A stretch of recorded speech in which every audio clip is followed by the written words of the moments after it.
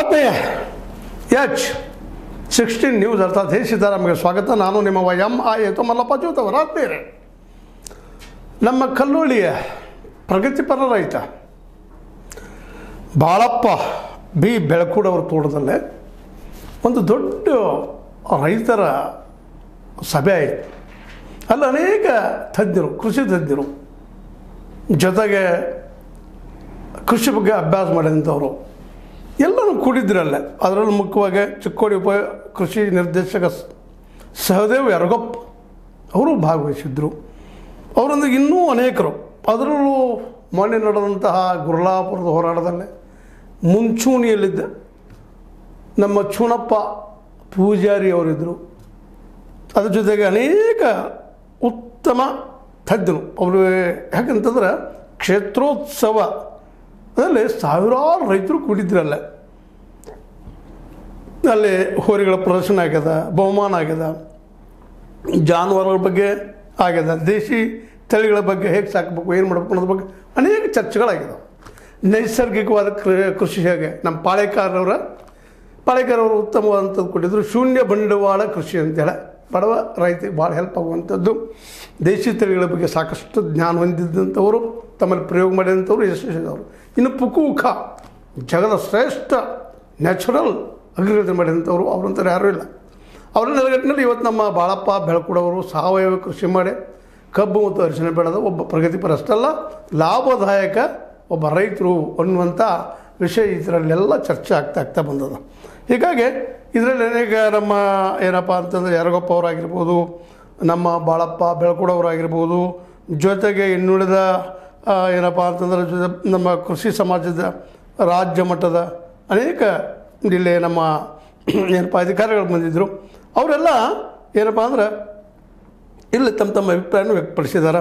ಅದರಲ್ಲೂ ಡಾಕ್ಟರ್ ನಂದಕುಮಾರ್ ಕುಂಚಿಗೆ ಅನ್ನಂಥವರು, ಇವರು ಸಹಿತ ನಮ್ಮ ರೈತ ಸಂಘದ ಅಧ್ಯಕ್ಷ ಚೂಣಪ್ಪ ಈಗ ಹೇಳಿದಾಗ ಇವರೆಲ್ಲ ಭಾಗವಹಿಸಿದ್ರು. ಬೆಳೆ ತಜ್ಞ ಎನ್ ಮಲಾಮಡಿ ಅರಿಶಿನ ಬೆಳೆ ಹೇಗೆ ಬೆಳಿಬೇಕು ಅನ್ನೋದ್ರ ಬಗ್ಗೆ ಮಾತಾಡಿದರು.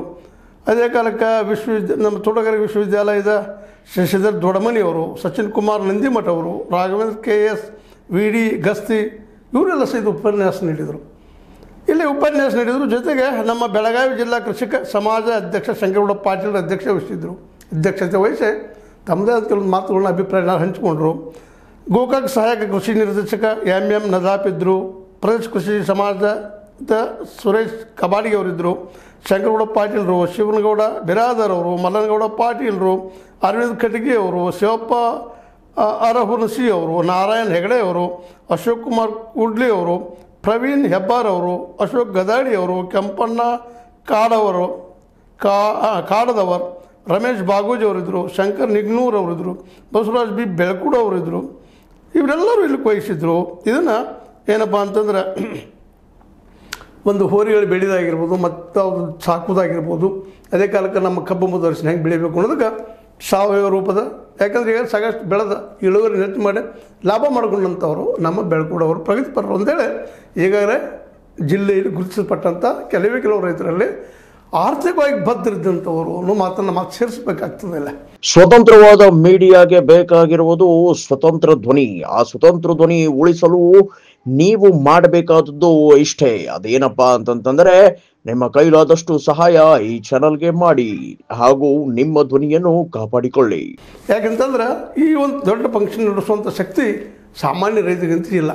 ಮತ್ತು ಸಾಮಾನ್ಯ ರೈತರು ಬರೋದ್ರೆ ಇಷ್ಟು ದೊಡ್ಡ ಜನ ಕೂಡುವುದೂ ಇಲ್ಲ ಅನ್ನೋದು ನಾವು ನೋಡ್ಕೊಳ್ತಾ ಬಂದಿದ್ದೀವಿ. ಆ ಎಲ್ಲ ದಿಶೆಯಲ್ಲೇ ರೈತಕ್ಕಿಂತ ಲಾಭ ಮಾಡ್ಕೋಬೋದು ಅನ್ನೋದಕ್ಕೆ ದೊಡ್ಡ ಸಾಕ್ಷಿ ನಮ್ಮ ಬೆಳಕೂಡವರು. ಅದೇ ಕಾರಣಕ್ಕೆ ಬಾಳಪ್ಪ ಬೆಳಕೂಡವರು ಅವ್ರ ಬಗ್ಗೆ ಮಾತಾಡಿದಷ್ಟು ಕಡಿಮೆ. ಯಾಕಂತಂದ್ರೆ ಮಾತಾಡೋಕ್ಕಿಂತಲೂ ಅವರು ಈ ಸಾಧಿಸಂಥದ್ದು ನಮ್ಮ ಕಣ್ಮುಂದದ. ಅದಕ್ಕಾಗಿ ಈಗ ನಾವು ಏನಪ್ಪ ಇಷ್ಟೆಲ್ಲ ನೋಡಿದಾಗ, ನಾನು ಇಲ್ಲ ವರದಿನ ಗಮನಿಸಿದಾಗ ನನಗೆ ಒಂದು ವಿಷಯ ಕ್ಲಿಯರ್ ಆಗಲಿಲ್ಲ. ಯಾಕಂತಂದ್ರೆ ಇವೆಲ್ಲ ಕರೆಕ್ಟ್ ಅದ.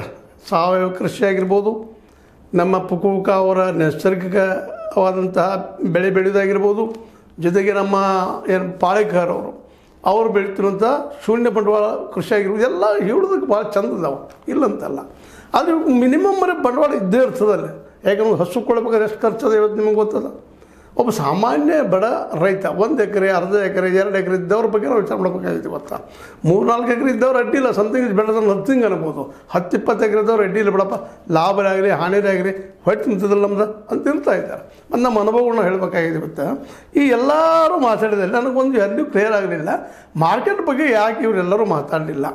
ಇಲ್ಲಿ ನಮ್ಮಲ್ಲಿ ಕಬ್ಬು ಅಷ್ಟೇ ಬೆಳೆಯೋದನೋ, ಅರಿಶಿನ ಅಷ್ಟೇ ಬೆಳೆಯೋದನೋ, ಉಳಿದ ಬೆಳೆಗಳ ಬಗ್ಗೆ ಯಾಕೆ ಚರ್ಚೆ ಆಗಲಿಲ್ಲ? ಯಾಕಂದರೆ ಮೂಲ ಎಲ್ಲ ರೈತರಿಗೆ ಚರ್ಚೆ ಆಗುವಂಥ ವಿಷಯ ಇಲ್ಲಿ ತೊಗೋಬೇಕಾಗಿತ್ತು, ಚರ್ಚೆ ಆಗಿಲ್ಲ. ಅರಿಶಿನ ಬಗ್ಗೆ ಆಯಿತು, ಮತ್ತು ಮಾರ್ಕೆಟ್ ಬಗ್ಗೆ ಚರ್ಚೆ ಇರಲಿಲ್ಲ ಅಂತಂದ್ರೆ ಒಡ್ಡಿಲ್ಲ. ಇದಕ್ಕೆ ಅವರೇನು ಕ್ಲಿಯರೆನ್ಸ್ ಕೊಡ್ಬೇಕಾಗಿದೆ ನಮ್ಮ ಬೆಳ್ಕೊಡೋರು. ಯಾಕಂದ್ರೆ ಮಾಡಿದವರು ಅಲ್ಲಿ ತಿಂದವರು ಮತ್ತು ಚುನಪ್ಪ ಪೂಜಾರಿ ವರ್ಷದ ಕ್ಲಿಯರೆನ್ಸ್ ಕೊಡಬೇಕಾಗಿದೆ. ಇಷ್ಟು ಜನ ರೈತರು ಕೂಡಿದಾಗ ಮಾರ್ಕೆಟ್ ಬಗ್ಗೆ ಯಾಕೆ ಚರ್ಚೆ ಮಾಡಲಿಲ್ಲ? ಯಾಕಂದರೆ ರೈತರಿಗೆ ದೊಡ್ಡ ಹೊಡೆತ ಕೊಡುವಂಥದ್ದು ಮಾರ್ಕೆಟ್ ಬಗ್ಗೆ ನಮ್ಮ ಸರ್ಕಾರಗಳಾಗಲಿ ನಾವು ರೈತರಾಗಲಿ ಏನು ಮಾಡಲಿಕ್ಕೆ ಹೊರಟಿದ್ದೀವಿ. ಯಾಕಂದ್ರೆ ನೋಡಿದ್ದೀನಿ ಲಾಸ್ಟ್ ತಿಂಗಳಲ್ಲಿ ಲಾಸ್ಟ್ ಒಂದು 10-15 ದಿವಸ ಕೆಳಗೆ ಏನೇನು ಆಯಿತು ಡೆವಲಪ್ಮೆಂಟ್. 3,300 ಕೊಡಬೇಕಾದ್ರೆ ಕೂರಿಗೆ ಕೋನ ಬಿದ್ದು ಅದು ಸರ್ಕಾರ ಅಂತಿ ಮತ್ತು ಶುಗರ್ ಫ್ಯಾಕ್ಟ್ರಿ ಲಾಬಿ ಅಂತ ಕೊಡ್ಲಿಕ್ಕೆ ಸಾಧ್ಯ ಇಲ್ಲ, ಕೊಡೋದಿಲ್ಲ. 3,250 ಅಂತ ಇವತ್ತು ಹಠ ಅದ. ಇನ್ನು 50 ರೂಪಾಯಿ ಸರ್ಕಾರ ಕೊಟ್ಟಾಗ ಅದು ಇಳುವರಿ 11 ಬರಬೇಕು 10 ಬರಬೇಕು, ಅದು ಕ್ಲಿಯರ್ ಇಲ್ಲ. ಇಳುವರಿ ಯಾರು ಚೆಕ್ ಮಾಡ್ತಾರೆ? ಕಾರ್ಖಾನೆಯವ್ರು ಮಾಡ್ತಾರೆ. ಇದ್ರ ಬಗ್ಗೆ ಯಾಕೆ ಇದೆಲ್ಲ ಚರ್ಚೆ ಆಗಲಿಲ್ಲ ಅಂತ. ಹೌದು, ಹಿಂಗೆ ಬೆಳಿಬೇಕು, ಹಾಗೆ ಬೆಳಿಬೇಕು, ಎಲ್ಲ ಬಂಡವಾಳ ಎಷ್ಟು ಬೀಳ್ತದೆ. ಇವತ್ತು ಪಾಳೆಗಾರ ರೈತರಿಗೆ, ಶ್ರೀಮಂತ ರೈತರಿಗೆ ಇದು ಹೇಳುವಂಥದ್ದಲ್ಲ. ಅವ್ರೇನೋ ಲಾಭ ಆಗಲಿ ಹಾನಿ ಆಗಲಿ ಅದ್ರ ಬರೋಸಾಕಪ್ಪ, ಆಳ ಕಾಳ ಅದ್ರ ಖರ್ಚು ವೆಚ್ಚ ಹೋಗಿ ನಾವು ಎಷ್ಟು ಉಳಿತದೆ ಅನ್ನುವಂಥ ಲೆಕ್ಕದಲ್ಲಿ ಹೇಳ್ತಾರೆ. ಇವರು ರಾಸಾಯನಿಕ ಗೊಬ್ಬರ ಹಾಕ್ಬಾರ್ದು ಅಂತ ಹೇಳಿದ್ರು, ಎಲ್ಲ ಸರಿ ಅದು ಇಲ್ಲ ಅಂತ ಲೆಕ್ಕಿಸ್ತಿದ್ರು. ಬೆಳವಣಿಗೆ ಬೆಳೆಸುವಲ್ಲೇ ನಮ್ಮ ಏನಪ್ಪ ಅಂತ ಹಸಿರು ಕ್ರಾಂತಿ ಕಾರ್ಯಕರ್ತರಾದಂತಹ ನಮ್ಮ ಸ್ವಾಮಿನಾಥನ್ ಆಯೋಗದ ರಿಪೋರ್ಟ್ ಇದೆ. ಸ್ವಾಮಿನಾಥನ್ ಆಯೋಗದ ಏನು ಚರ್ಚೆ ಆಗಿದೆ ಅದ್ರ ಬಗ್ಗೆ ಎಲ್ಲ ಚರ್ಚೆ ಮಾಡ್ತೀರಿ ನೀವು, ಬೆಳೆ ಬಗ್ಗೆ. ಆದರೆ ಮಾರ್ಕೆಟ್ ಬಗ್ಗೆ ಯಾಕೆ ಮಾತಾಡ್ತಾ ಇಲ್ಲ? ಇದನ್ನು ನಾವು ಇವತ್ತು ಪ್ರಶ್ನೆ ಮಾಡಬೇಕಾಗಿದೆ. ಇವತ್ತು ಬಾಳಪ್ಪ ಬೆಳ್ಕೊಡೋರಿಗೆ ಅದನ್ನ ಪ್ರಶ್ನೆ ಮಾಡಬೇಕಾಗಿದೆ. ಮತ್ತು ನಮ್ಮ ಅನೇಕ ರೈತರ ಬಂಧುಗಳಿದ್ದಾರೆ, ಬಂದವರಿದ್ದಾರೆ, ಅಂದರೆ ಅವ್ರಿಗೆ ಕೇಳಬೇಕಾಗಿದೆ. ನಮ್ಮ ಕೃಷಿ ತಜ್ಞರು ಕೇಳಬೇಕಾಗಿದೆ. ಚುನಪ್ಪ ನಮ್ಮ ಏನಪ್ಪ ಪೂಜಾರಿಯವರು ಕೇಳಬೇಕಾಗಿದೆ. ನಂತರದ ಮಾತು ಯಾಕೆ ಮಾತಾಡ್ತಾ ಇಲ್ಲ? 3+2+C2+3 ಅಂತ ಏನೋ ಅದು ಸೂತ್ರ. ನಾವು ಅಷ್ಟು ಸರಿಯಾಗಿ ನೆನಪು ಉಳಿದಿಲ್ಲ ನನಗೆ, ಆದರೂ ಹೇಳ್ತಾ ಇದ್ದೀನಿ ಈಗ ಈ ಸಂದರ್ಭದಲ್ಲೇ. ಅದ್ರ ಬಗ್ಗೆ ಯಾಕೆ ಚರ್ಚೆ ಆಗ್ತಾಯಿಲ್ಲ? ಮಾರ್ಕೆಟ್ ಕೊಡ್ರಿಪ್ಪ ನಮಗಂತ ಯಾಕೆ ಹೇಳ್ತಾ ಇಲ್ಲ? ಉಳಿದ ಬೆಳೆಗಳಿಗೆ 23-24 ಥರದ ಬೆಳೆಗಳಿದ್ದಾವೆ, ಅವ್ರ ಬೆಳೆಗಳಿಗೆ ಏನು ಮಾಡ್ಬೇಕಂತ ವಿಚಾರ ಈ ಥರ ಯಾಕೆ ಚರ್ಚೆ ಆಗಲಿಲ್ಲ? ಸಾವಿರಾರು ರೈತರು ಕುಡಿದ್ರಲ್ಲೇ. ಮತ್ತು ಇನ್ನು ಕೆಲವೊಂದು ಎಲ್ಲ ಸರ್ಕಾರ ಮಾಡಲಿಕ್ಕೆ ಸಾಧ್ಯ ಇಲ್ಲ, ಎಲ್ಲ ಒಂದು ಸಂಘಟನೆ ಮಾಡಲಿಕ್ಕೆ ಸಾಧ್ಯ ಇಲ್ಲ. ಈ ರೈತರು ತಮ್ಮ ಸಮಸ್ಯೆಗಳು ಏನಪ್ಪ? ಮೂಲ ಸಮಸ್ಯೆ ಏನು ರೈತಿಗೆ ಮೊದಲನೇದಾಗೆ ಪ್ರತಿ ಬಡ ರೈತಗೆ ನಾವು ಈ ಬಗ್ಗೆ ಮಾತಾಡ್ತಾರೆ. ಭಾಳ ದೊಡ್ಡ ಶ್ರೀಮಂತರದಲ್ಲ, ಈ ಬಾಳಪ್ಪ ಬೆಳ್ಕೊಡೋರ್ದಾಗಿರ್ಬೋದು, ನಮ್ಮ ಬಸವರಾಜ್ ಅಲ್ಲಿ ನಮ್ಮ ಬಸವಗೌಡ ಪಾಟೀಲ್ ಇರ್ಬೋದು, ಇನ್ನೂ ಅನೇಕರಿದ್ದಾರೆ. ಕಲ್ಲೊಳ್ಳಿ ಅಂತಿ ಕೃಷಿಯ ಮೇಲೆ ರಾಜಕೀಯ ಮಾಡುವಂಥ ಅನೇಕ ಕುಟುಂಬಗಳಲ್ಲಿದ್ದಾರೆ. ಕನ್ನಡಿಗರಾಗಿರ್ಬೋದು, ಮತ್ತೊಬ್ಬರಾಗಿರ್ಬೋದು. ಅವ್ರ ಬಗ್ಗೆ ನಾವು ಮಾತಾಡ್ತಾ ಇಲ್ಲ. ಅವರಂತ ಇವತ್ತೊಂದು ಎಸ್ಟಾಬ್ಲಿಷ್ ಆಗಿದ್ದಾರೆ, ಲಾಭ ಹಾನಿ ಬಗ್ಗೆ ಹೆಚ್ಚು ವಿಚಾರ ಮಾಡೋದಿಲ್ಲ, ಅದನ್ನು ರಾಜಕೀಯ ಮಾಡ್ತಾ ಹೊರಟಿದ್ದಾರೆ.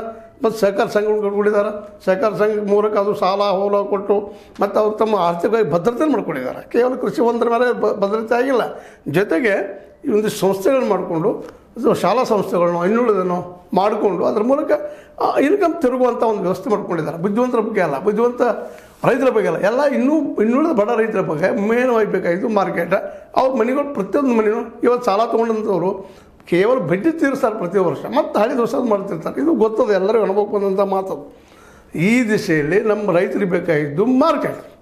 ಪ್ರತಿಯೊಂದು ನೋಡಿರಿ, ಕಲ್ಲೊಳ್ಳಿ ಎಷ್ಟು ಗೋಡೌನ್ಗಳಿದ್ದಾವೆ ಅನ್ನುವಂಥ ಪ್ರಶ್ನೆ ಎಲ್ಲ ರೈತರು ತಂದು ಹೇಳ್ತಾ ಇದ್ದಾರೆ. ಅವ್ರಿಗೆ ಮಾರ್ಕೆಟ್ ಆಗ್ಯದ ಅನ್ನೋದ್ರ ಬಗ್ಗೆ ಯಾಕೆ ಚರ್ಚೆ ಮಾಡ್ತಾ ಇಲ್ಲ? ಈ ಮಾತನ್ನು ಯಾಕೆ ನಾವು ಇವತ್ತು ಪ್ರಶ್ನೆ ಮಾಡ್ತಾ ಇದ್ದೀನಪ್ಪ ಅಂತಂದ್ರೆ, ಇದು ಆಗಬೇಕಾಗಿದೆ ನಮ್ಮಲ್ಲೇ. ಎಲ್ಲರೂ ನಮ್ಮ ಬೆಳ್ಕೊಡೋರು ಪರಸ್ಪರ ಆಗಲಿ, ಅವ್ರ ಬದುಕು ಒಳ್ಳೇದಾಗಲಿ ಅಂದ್ರೆ ನಮ್ಮ ಬೈಕೆ. ಇವರು ಪಾಪ ಅದನ್ನ ಮಾಡಿದ್ದಾರೆ, ಇವತ್ತು ಒಳ್ಳೆ ಕೆಲಸ ಮಾಡಿದ್ದಾರೆ. ಅವ್ರು ಬೈಕ್ ಬೆಳೀರಿ, ನಿಮ್ಗೆ ಕಡಿಮೆ ಖರ್ಚು ಬರ್ತದೆ ಅಂತೇಳಿ. ಆ ಕಡಿಮೆ ಖರ್ಚನ್ನು ಆಗೋ ಶಕ್ತಿ ಎಷ್ಟೋ ಅನೇಕ ರೈತರಿಗಿಲ್ಲ. ಅದಕ್ಕೆ 2 ಬಡ್ಡಿ 3 ಬಡ್ಡಿ ದೊಡ್ಡ ನ್ಯಾಷನಲ್ ಬ್ಯಾಂಕ್ ಹೋದ್ರೆ ಅಲ್ಲೂ ಬಡ್ಡಿ ಸಾಕಷ್ಟು ವಸೂಲು ಮಾಡ್ತಾರೆ.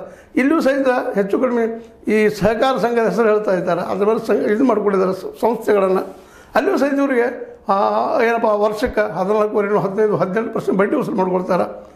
ಆ ಒಂದು ಲೇಟ್ ಆದ ಚಕ್ರಬಡ್ಡಿ ಗಿಡ್ಡಿ ಎಲ್ಲ ವಸೂಲು ಮಾಡ್ಕೊಂಡು ಲಾಭದಲ್ಲಿದ್ದಾವೆ. ಆ ಲಾಭ ತಗೊಂಡು ಇಲ್ಲಿ ತಮ್ಮ ರೈತ ಪೈಯನ್ನು ಮಾಡ್ಕೊಳ್ತಾ ಇದ್ದಾರೆ.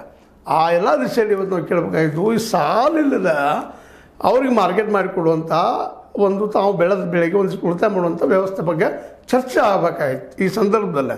ಯಾಕೆ ಸಾವಿರಾರು ರೈತರದ್ದು ತಿಳಿಸಿ ಹೇಳಬೇಕಾಗಿದೆ, ಪ್ರತಿಯೊಂದು ಮನೆಗೆ ಹೋಗಬೇಕಾಗಿದೆ. ಇಲ್ಲಾಂದ್ರೆ ಹೋಗಿ ಸ್ಟ್ರೈಕ್ ಮಾಡೋದು, ರೋಡ್ ಮೇಲೆ ಇಡೋದು ಪರಿಸ್ಥಿತಿ ಪಾಪ ರೈತರದಾಗಿದೆ. ಗುರ್ಲಾಪುರ ದೊಡ್ಡ ಜ್ವಲಂತ ಸಾಕ್ಷಿ. ಗುರ್ಲಾಪುರ ಆಗಿರ್ಬೋದು, ಬಾಗಲಕೋಟೆ ಆಗಿರ್ಬೋದು, ವಿಜಯಪುರ ಆಗಿರ್ಬೋದು, ಮುಧೋಳ ಆಗಿರ್ಬೋದು, ಎಲ್ಲ ಕಡೆ ನೋಡ್ತಾ ಇದ್ವಿ ನಾವು ಇವತ್ತಿನ. ಇದಕ್ಕೆ ಪರಿಹಾರ ಹುಡುಕುವಂಥ ಕೆಲಸ ನಿಮ್ಮ ರೈತರಲ್ಲದ. ನೀವು ಪ್ರತಿಯೊಂದು ಹಳ್ಳಿಗೆ ಗೋಡೌನ್ ಕಟ್ಟಿಕೊಂಡು ಸಕ್ಕರೆ ರೇಟ್ ಬರಲಿಲ್ಲ, ಕಬ್ಬು ಬೆಳೆದ ಬೆಲ್ಲ ಮಾಡಿ ಅಲ್ಲಿ ಸ್ಟೋರೇಜ್ ಮಾಡಿ ಇಟ್ಕೊಂಡು ರೇಟ್ ಬಂದಾಗ ಮಾರಲಿಕ್ಕೆ ಬರ್ತದಲ್ಲ. ಅಲ್ಲೇ ಊರಲ್ಲಿದ್ದ ಅನೇಕ ವಿದ್ಯಾರ್ಥಿಗಳು, ಖಾಲಿ ಇದ್ದಂಥ ವಿದ್ಯಾರ್ಥಿಗಳಿಗೆ ಅಥವಾ ಅಲ್ಲಿ ನಿರುದ್ಯೋಗಿಗಳಿಗೆ ಉದ್ಯೋಗ ಕೊಡೋಕ್ಕೆ ಸಾಧ್ಯ ಆಕದ. ಈ ದಿಶೆಯಲ್ಲಿ ಯಾಕೆ ಚಿಂತನೆ ಆಗಲಿಲ್ಲ ಅನ್ನೋದು ಒಂದು ಸಣ್ಣ ಪ್ರಶ್ನೆ. ಈ ದಿಶೆಯಲ್ಲಿ ನಮ್ಮ ಬಾಳಪ್ಪ ಬೇಡ್ಕೊಳ್ಳೋರಾಗಿರ್ಬೋದು, ಕೃತಜ್ಞರಾಗಿರ್ಬೋದು, ಅದೇ ಕಾಲಕ್ಕೆ ಅಲ್ಲೇ ಕಲ್ಲೊಳ್ಳಿ ಅನೇಕ ಪ್ರಜ್ಞಾವಂತರಿದ್ದಾರೆ, ಅವರಲ್ಲಿ ಚರ್ಚೆ ಮಾಡಿದ್ರು ಯೋಗ್ಯ ನಂದು. ಅದರಲ್ಲೂ ಚುನಪ್ಪ ಪೂಜಾರಿಯವರು ಇದರ ನೇತೃತ್ವವನ್ನು ಮುಂದುವರಿಸಿಕೊಂಡಿದ್ದಾರೆ. ಇಂಥ ಸಂದರ್ಭದಲ್ಲಿ ಅವುಗಳ ಬಗ್ಗೆ ಮಾತಾಡಿ ಆದಷ್ಟು ಈ ಕಾರ್ಖಾನೆಗಳ ಮಾಲೀಕರ ಲಾಬಿ ಮೇಲೆ ಬೀಳುವಂಥ, ಅವ್ರನ್ನ ನಿಲ್ಲುವಂಥ, ಅವ್ರು ಕೊಟ್ಟಾಗ ತೊಗೊಳ್ಳುವಂಥ ಮಾರ್ಕೆಟಿಗೆ ಬೀಳುಗಿಂತಲೂ ನಿಮ್ಮ ಸ್ವಂತ ಮಾರ್ಕೆಟ್ ಮಾಡ್ಕೊಳ್ಳೋವಂಥದ್ದು. ಬೆಲ್ಲ ಮಾಡಿ ಮಾರ್ತಾನಪ್ಪ ನಾನು, ಒಂದು 2 ರೂಪಾಯಿ ಲಾಸ್ ಆಗಲಿ ಅಂತೇಳಿ ಇಂಥ ಒಂದು ಮನೋಧರ್ಮ ಬೆಳೆಸೋದು. ಇನ್ನುಳಿದ ಬೆಳೆಗಳಿಗೂ ನೋಡ್ರಿ, ಗೋಧಿ ಬೆಳಿತಾರೆ, ಮತ್ತೇನೋ ಬೆಳಿತಾರೆ ನಮ್ಮ ರೈತರು. ಇಟ್ಕೊಳ್ಳೋಕೆ ಜಾಗ ಇರೋದಿಲ್ಲ ಪಾಪ, ಬಂದು ರೇಟ್ ಕೊಟ್ಟು ಬರ್ತಾರೆ. ಅದು ಇಟ್ಕೊಳ್ಳಿಗೆ ಒಂದು ಗೋಡೌನ್ ಆಯ್ತಪ್ಪ ಅಂದರೆ, ಉಗ್ರಾಣ ಆಯ್ತು ಅಂತಂದರೆ ಅದಕ್ಕೊಂದು ಮಿನಿಮಮ್ ಬಾಡಿಗೆ ತೊಗೊಂಡು ಅಲ್ಲೇ ತೊಗೊಂಡು ಮಾರಿದರೆ ಕಲ್ಲೋಳಿನ ಇವತ್ತು ಮಾರ್ಕೆಟ್ ಆಗ್ತದೆ. ಇದು ಆಗಿದೆ ಇವತ್ತಿಗೆ ಆಲ್ರೆಡಿ. ಕಲ್ಲೋಳಿ ಇರ್ಬೋದು, ಮುಳ್ಳಿಗೆ ಇರ್ಬೋದು, ಎಲ್ಲ ಸಣ್ಣ ಹಳ್ಳಿಗಳು, ಕೌಸಲಿಗೆ ಇರ್ಬೋದು, ಮತ್ತೊಂದು ಇರ್ಬೋದು, ಇನ್ನು ಬಾಜು ಹಳ್ಳಿಗಳು, ಹೋಬಳಿಗಳ ಬಾಜು ಇದ್ದ ಹಳ್ಳಿಗಳು, ಇಂಥವೆಲ್ಲ ಇಲ್ಲಿ ಕುಡ್ಕೊಂಡು ಹೋಗಿ ಬರ್ತದೆ. ಹೆಂಗೆ ಸಹಕಾರಿ ತತ್ವದ ಮೇಲೆ ಬ್ಯಾಂಕ್ ಮಾಡ್ಕೊಂಡು ಸಾಲ ಕೊಡೋಂಥ ವ್ಯವಸ್ಥೆ ಮಾಡ್ಕೊಂಡಿದ್ರು, ಹಂಗೆ ಸಹಕಾರಿ ತತ್ವದ ಮೇಲೆ ಗೋಡೌನ್ಗಳನ್ನ ಯಾಕೆ ಮಾಡ್ಕೊಬಾರ್ದು? ಎಲ್ಲರೂ ಸರ್ಕಾರ ಕೊಡಲಿ, ನಂತರ ಸರ್ಕಾರ ಬೆಳೆದಿಗೆ ಬರ್ತದಲ್ಲ. ಹೆಂಗೆ ಅನ್ನಿಸ್ತದೆ ನಿಮಗೆ? ಭಾಳಪ್ಪ ಬೆಳ್ಕೊಡಿ ಸರ್, ಯಾಕೆ ಒಳ್ಳೆ ಪ್ರಗತಿಪರ ಇದು ದಿಶೆಯಲ್ಲಿ ನೀವು ಒಂದಿಷ್ಟು ಯೋಚನೆಗಳನ್ನ ನಿಮ್ಮ ಮಿತ್ರರ ಜೊತೆ ಕುಡ್ಕೊಂಡು, ಅದೇ ಕಾಲಕ್ಕೆ ಪೂಜಾರಿಯವರು, ಚುನಪ್ಪ ಪೂಜಾರಿಯವರು, ಜೊತೆಗಾರರಂಥ ಶಶಿಕಾಂತ್ ಅವರು, ಶಶಿಕಾಂತ್ ನಮ್ಮ ಗುರೂಜಿ ಅವರು, ಮುಂದೆ ನಮ್ಮ KT ಗಂಗಾಧರಪ್ಪನಂಥದ್ದವರು, ಎಲ್ಲರೂ ಈ ದಿಶೆಯಲ್ಲಿ ಮುಂದುವರೆದ್ರೆ ಭಾಳ ಉತ್ತಮ. ನನಗೆ ಸಲಹೆ ಇದೆ. ನಿಮಗೇನು ಅನ್ನಿಸ್ತದ? ಲೈಕ್ ಮಾಡಿ, ಶೇರ್ ಮಾಡಿ, ಕಮೆಂಟ್ ಮಾಡಿ, ಜೊತೆ ಸಬ್ಸ್ಕ್ರೈಬ್ ನಿಲ್ಲಿಸ್ಬಿಟ್ಟು H16 ನ್ಯೂಸ್ ಅರ್ಥ ಸೀತಾರಾಮಗೆ ಸ್ವಾಗತ.